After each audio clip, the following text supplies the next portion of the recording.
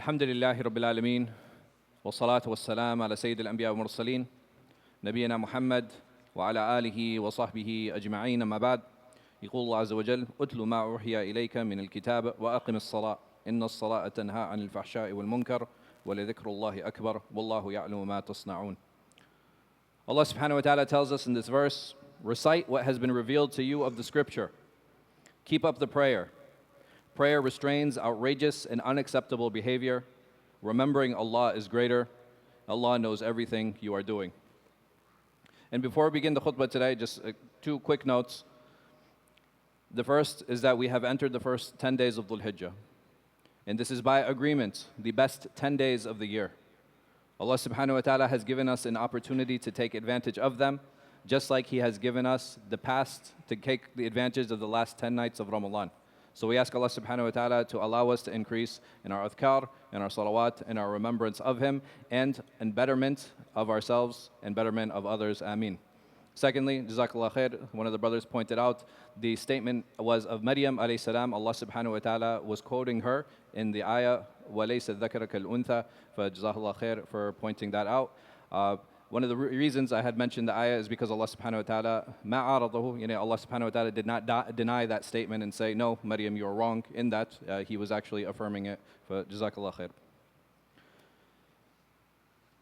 In this verse, Allah subhanahu wa ta'ala tells us a few things. When He Azza wa Jal tells us to recite His book, when He tells us to pray, when He tells us to engage in His dhikr and His remembrance, this is an element that is extremely important for us to understand as individuals and as Muslims, and especially in these first 10 days. That if we want to draw nearer to Allah subhanahu wa ta'ala, if we want to increase in our taqwa, then we need to learn how to engage in our ibadah. And from the ways that we engage in our ibadah, Allah subhanahu wa ta'ala has given us two major pathways. And that one pathway is the one that is mentioned here, that in the salat tanha anil fahsha'i wal munkar, that the prayer prevents an individual from acting or engaging in immoral and obscene behavior. And the other of that is dhikr, and making dhikr and remembering Allah subhanahu wa ta'ala. And if we understand that these two major forms of prayer and these two major forms of remembrance, what is the difference between them and what is it that we should be seeking from them? And if we understand and we know that the salah is something that He Azza wa Jal has structured, is something that He Azza wa Jal has put in a form that we cannot change. I cannot make sajda before I make ruku'. I cannot make qiyam and then go into sajda. He Azza wa Jal has prescribed a particular way to pray, a particular way to engage with Him. I am supposed to recite in a certain way. There are certain adhkar I need to make in certain positions. There are certain places I am allowed to make dua, and there are certain places I am not allowed to make dua. And if I understand this, and if I know that this is the way Allah subhanahu wa ta'ala wants me to engage with Him in this form, He has also given me another form, in that I can engage with Him in the creative way that I want. And those ways are through dhikr, and those ways are through dua. That I can ask Allah subhanahu wa ta'ala whatever it is that I want, whatever it is that I wish for, whatever it is that I hope for. And the beauty of this dua is that it reminds me of my own shortcomings. It reminds me of my own weakness. It reminds me of how much I am in need of Allah subhanahu wa ta'ala and how much He is not in need of me. Ultimately, He Azza wa Jal, He doesn't need my worship. He doesn't need me to take care of others. He doesn't need me to handle how I deal with others and how I look at them. I am in need of Him Azza wa Jal. If I want Allah subhanahu wa ta'ala's infinite mercy and even just a portion of it to descend upon me, then I need to fulfill those commandments. And I need to ask Him those things that will draw me nearer to Him. Because it is a never-ending journey to Allah subhanahu wa ta'ala. And all of us are in need of Him. All of us strive to be that individual who Allah subhanahu wa ta'ala commands us to be in His book. We all want to be righteous. We all want to be upright. But what efforts are we making to strive to do that? And an easy way of gauging that is even looking at our own dua. If I find myself asking for a wife, and for a house, and for a car, and for a nice job, and for more money, there's nothing wrong with these dua. Really, there isn't.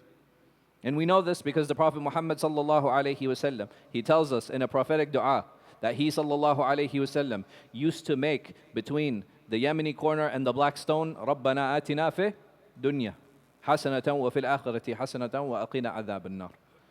That he sallallahu alayhi wasallam used to ask for good in this dunya. So there's nothing wrong in asking for these things. But the question that we should ask ourselves is that how much of our dua are asking for these material things? How much of our dua is seeking those things? And how much of our dua is for Allah subhanahu wa ta'ala to enrich our relationship, whether it be with others, our friends, our parents, our siblings, our children, our colleagues, and ultimately our relationship with Him Azza wa Jal.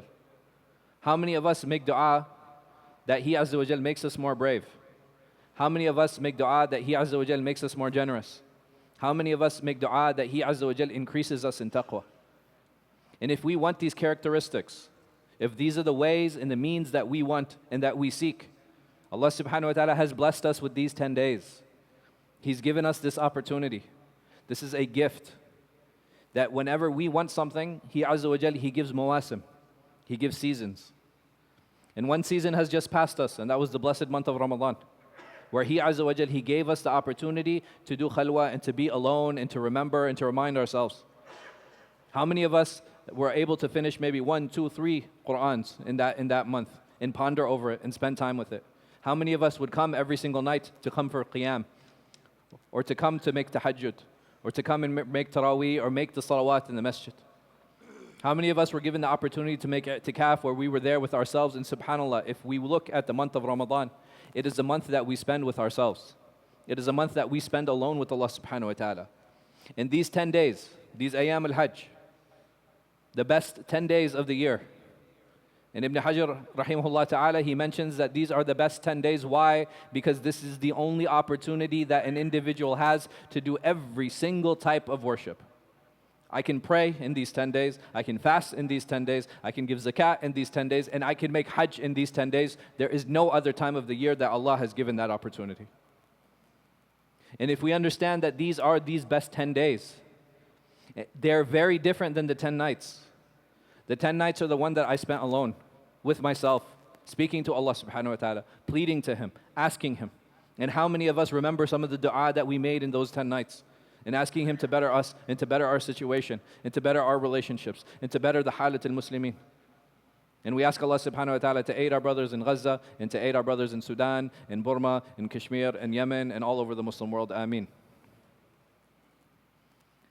And if we remember that those are the dua that we made, are we seeing those fruits of those dua today? And it's amazing how during the days, the best 10 days, and days are not, the daytime is not known as a time of what we quote unquote call ibadah. It's not known as a time that I'm spending alone and worshiping and doing qiyam and doing these prayers. It is a time I can make dhikr, there's no doubt. But this is a time, and especially during Hajj, that I am forced to interact with people, that I'm forced to deal with others. And if we understand that the Prophet Muhammad sallallahu alayhi wasallam said and reminded us and emphasized to us, إِنَّمَا بُعِثْتُ لِأُتَمِّمَ مَكَارِمَ الْأَخْلَاقِ, that I have been sent to perfect character. The only way character is going to manifest, the only way bravery is going to manifest, the only way generosity is going to manifest, the only way kindness is going to manifest, the only way trustworthiness is going to manifest is when I deal with other people. I cannot be generous sitting in a room alone by myself. I cannot show honesty sitting in a room by myself. I cannot show kindness sitting in a room by myself. These are things that I am forced to do when I interact with others, and that's what the daytime is for. Many of us work during the day. And He, Azza wa Jal, He didn't tell us that وَذَرُوا الْبَيْعِ like He did for Jum'ah. This is not the command that comes for these 10 days.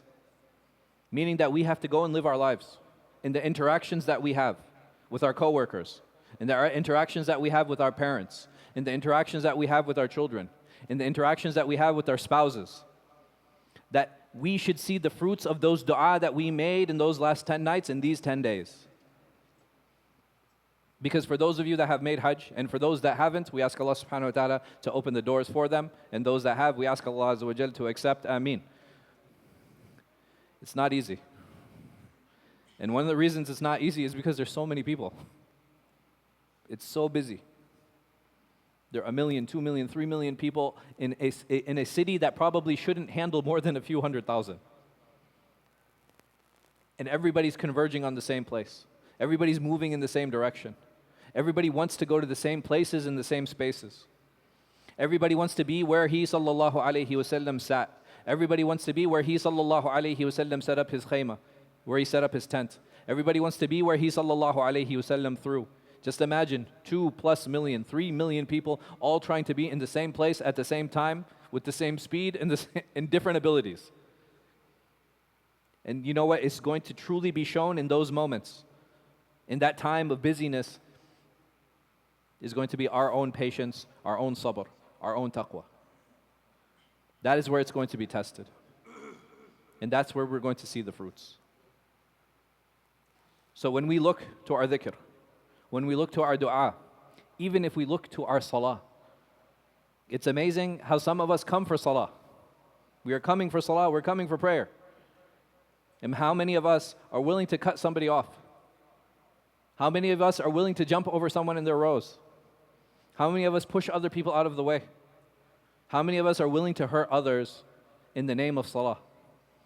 Even though Allah subhanahu wa ta'ala says very clearly that the one who is making salah correctly, the one who is coming and worshiping me in the proper way, the one who is engaging with me the way that I deserve to be engaged in, تَنْهَا عَنِ الْفَحْشَاءِ وَالْمُنْكَرِ. That the result of this is that it will prevent you from obscenity, it'll prevent you from lewdness, it'll prevent us from hurting others. It'll prevent us from yelling at others. And how many times do we see in this masjid and other masajid, this is not unique to Dar al-Hijrah, that we are coming for Jummah. We claim we're coming for Allah. And we curse people out, and we talk about their mothers, or we talk about their families, we talk about their fathers. We start saying, I need to pray, as if my prayer is more important than what's going on around me. If I truly was here to pray, then Allah subhanahu wa ta'ala would have put humility in my heart, and we understand when we're excused and when we're not. If I come to prayer and I don't find parking, and it's busy, and it's becoming difficult, do I really believe that Allah subhanahu wa ta'ala is waiting for me to make a mistake? Or He's waiting for me to miss Jummah? Especially if I made an effort and I'm trying? Is this how we believe in Allah subhanahu wa ta'ala? Is this the nature of the relationship that we have with Him? Is this the thamarat al-taqwa?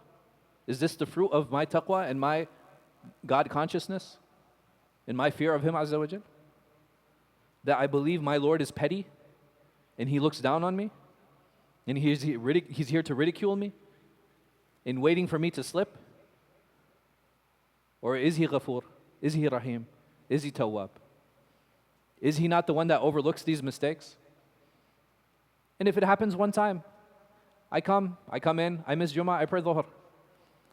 You think that Allah won't forgive us? That He won't overlook this? Because I made an effort and I tried and I couldn't make it? Or do I believe Allah is vengeful? And said, why did you miss this? What were you doing? I need to start investigating that if it becomes a pattern. Right? If it happens 1 week, okay, it happens. 2 weeks, 3 weeks, 4 weeks, then I need to change my schedule and I need to start looking, I'm making mistakes somewhere. Otherwise, Allah would have given me tawfiq to come on time most of the time. But how are we viewing our ibadah? How are we viewing our worship? Is it a checklist? That I did my prayer, I did my dua, I did my dhikr, I finished my wird? Or are we using it as a tool and as a means to draw near to Allah subhanahu wa ta'ala? And I ask Allah subhanahu wa ta'ala to make us from the muttaqeen.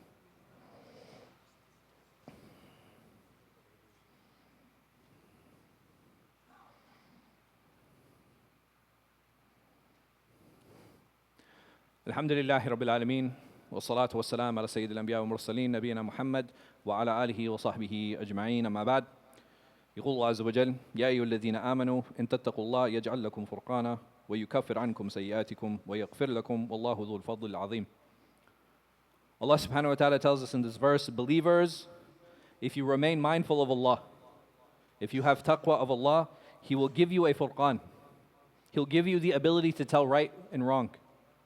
He'll give you the ability to determine on what I am doing, is this correct or is this mistaken? This is the gift that Allah subhanahu wa ta'ala gives to who? Who He gives to the muttaqeen. So if I want to know if I'm succeeding, if I want to know is my ibadah, is my dua, are my adhkar, is my reading of the Quran, is my sadaqat, is my zakawat, is all the khairat that I'm doing, is Allah accepting it? All I have to look is has Allah given me this furqan or not? Because this is the gift for taqwa. Allah makes it a condition that if you have taqwa, I will give you this furqan. If you have taqwa, I will give you this criteria. I will gift you with this ability to tell right from wrong.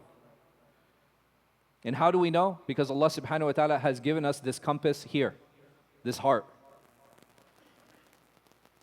In the Prophet Muhammad sallallahu alayhi wasallam, he tells us about this tool. He tells us about this piece of flesh. Istafti qalbak walau aftak an-nas. That ask your heart, even if the people give you fatwa. That there are certain things that we know in our hearts, that when I'm talking to someone, I know that I'm talking down to them. When I'm talking to someone I shouldn't, I know that I shouldn't be talking to this person. And if I'm talking to this woman in a way I shouldn't be talking to her, my heart is telling me that you're making a mistake and you're doing wrong. Do we listen to that heart? Do we listen to that furqan that Allah has given us? When I come in, if I might be reserving a space, or I might be cutting someone off, or I might be saying someone to someone, our heart is telling us in the moment. If it doesn't tell us then, it'll tell us later. That, hey, listen, the way you spoke to that person, the way you dealt with that person, the way you said this to your wife, what you said to your son, that wasn't right. But do we have the humility? Do we have the tawadu to apologize? So if I want to know if I succeeded, all I need to do is ask myself one thing. Am I ready to say sorry? That's it. And if I find that I'm not apologizing, and that I don't have the ability to say sorry, and I don't have the ability to humble myself, then I need to recheck my relationship with Allah subhanahu wa ta'ala. We ask Him Azza wa Jal to make us from the muttaqeen. We ask Him Azza wa Jal to give us success in this world and the next. We ask Him Azza wa Jal to have mercy on all of those who have passed. We ask Allah Azza wa Jal to give shifa, to give healing to all of those who are ill. We ask Him Azza wa Jal to help those who are in any type of financial hardship out of that hardship. We ask Him Azza wa Jal to help those individuals who are in debt out of that debt. And we ask Him Azza wa Jal to raise us up and gather us in His paradise. Wa aqimus salah.